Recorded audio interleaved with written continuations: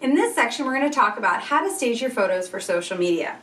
Using your iPhone, you can create beautiful images to show off the hard work you've put into your hand-lettered project with a couple of easy tips. It doesn't take a lot of time or a lot of money or a special camera. So, the first thing you're going to need is your iPhone. The second or whatever smartphone you have. The second thing you'll need is some white foam board from Staples or Walmart or Target. And it's thicker, it's like $2 a piece, something like that, not real expensive. And this will create a nice hard backdrop for your picture. The next thing that's great to have is a second piece of foam board that you can use as a backstop to reflect light back onto your staging area to reduce some shadows. Also, if you're taking pictures at an angle, it will reduce the look of background noise. If you don't want to take your picture on a plain white surface, although that's the way to get most light and bright photos, and those are the photos that are most eye-catching, are the ones that are white and bright. But maybe you want to mix it up a little bit. You can use scrapbook paper. Hobby Lobby sells these great big poster boards. They're not foam boards, so they're flimsy. I usually put them on top of a foam board. But the poster board is fake wood, and it looks really cool in pictures and creates some interest. So those are really nice. I think they're like $1.99 a piece. So for your backdrop, you can use foam board, poster board, scrapbook paper, whatever. So the backdrop is the first thing that's pretty important. The second thing that really makes for great photos is using natural light. So what you're going to want to do is get really close to a window. I'm really close to a window right now. You want to get really close to a window to get as much natural light as possible. In the morning at our house, it tends to be more natural light in the front of the house, and in the afternoon, more natural light in the back of the house.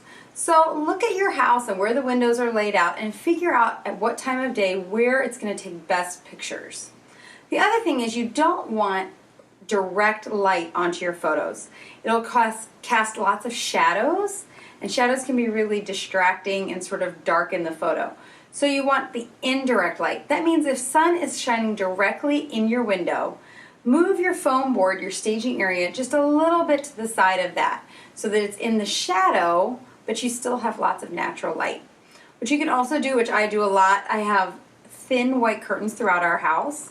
I just close them and it acts like a giant light box or diffuser for the light.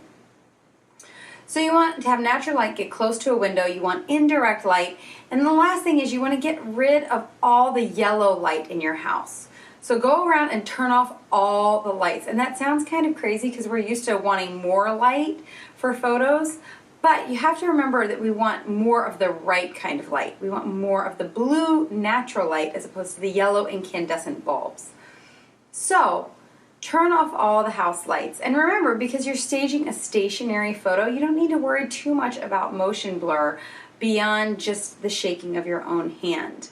So turn off all the lights, get close to a window, make sure it's indirect light, and you'll have your backdrop. The third thing, which I think is so important, is adding props to your photo. Sure, you can take just a picture of a paper on a white foam board. It looks fine. But I often find that it's more interesting, more engaging, and more personal if you add your own sort of touch. So I'm going to give you a few examples of props that I like to use. So here's the piece of art that I did. And sometimes I like to keep it in the binder if I've done it in like a spiral bound notebook like this because I think it looks really pretty. The other thing I really like to do is put it on clipboards.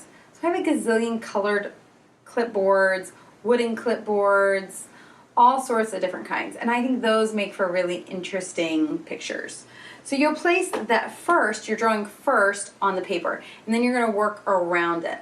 The other thing you want to think about is, if you're taking an Instagram picture versus a Facebook picture, what orientation do you want it? Do you want it square? Do you want it portrait? Do you want it landscape?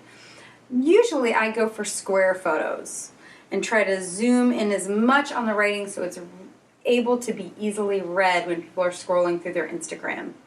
So you'll want to sort of center it and then move things around it to fill in the white dead space.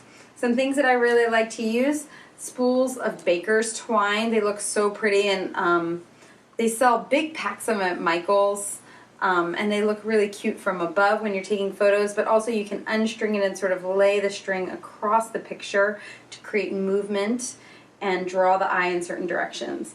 I also really love binder clips. If they come in gold, I mean, you can't lose. But I have them in lots of different colors too.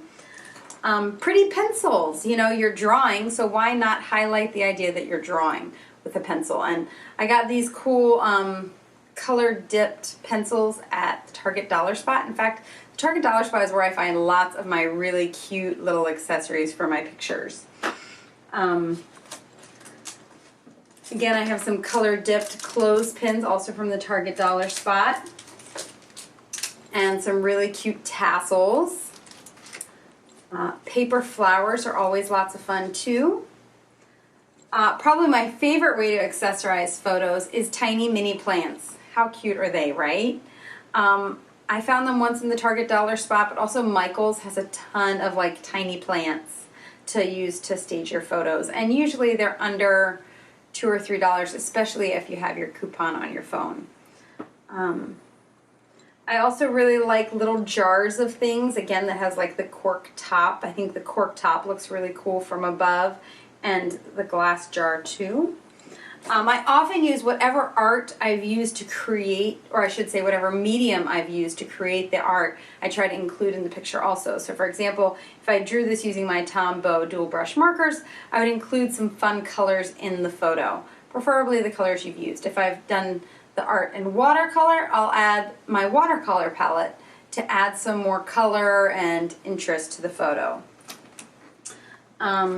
Again, I said those clothespins, but I have lots of tiny little clothespins and big clothespins. Washi tape is always a lot of fun. You can even put washi tape on the paper, or you can just leave it spooled up, or a couple of washi tapes spooled together. And lastly, I love these giant paper clips from Target. I think they're Nate Berkus, and they're really, really cute. So again, the idea is to create some visual interest, add some color, especially if you have an all-white background. Keep it bright, keep it light and interesting. And keep it you. You want this to be a representation of you and your art.